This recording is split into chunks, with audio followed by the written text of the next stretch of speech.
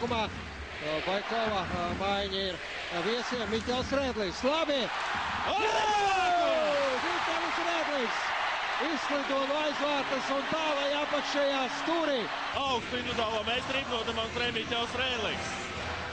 Redzam, nu tur arī ļoti labi.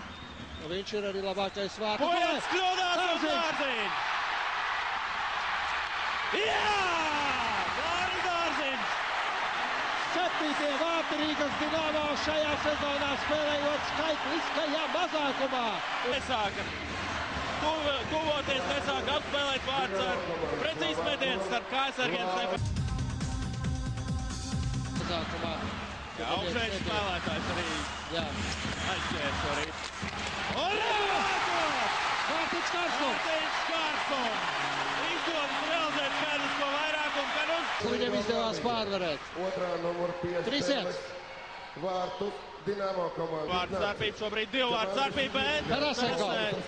Nu jā, atkal viņš. Ondrepa vārtos, 3-2.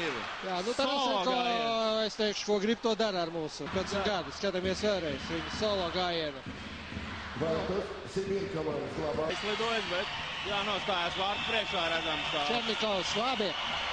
Krišāns Rēdlis nobloķē metienu. Telklis, vēlreiz Telklis. Un vēlreiz Telklis. 3 metienus izdarīja un tur Krivanoškins uzsāk. Nu nevajadzētu treķim iesaistīties, mums jau tā ir palikuši tikai 5 aizsargi.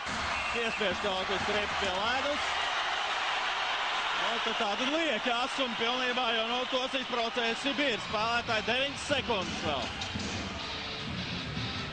Un Mirnovs ar Kārsonu tur saķērušies.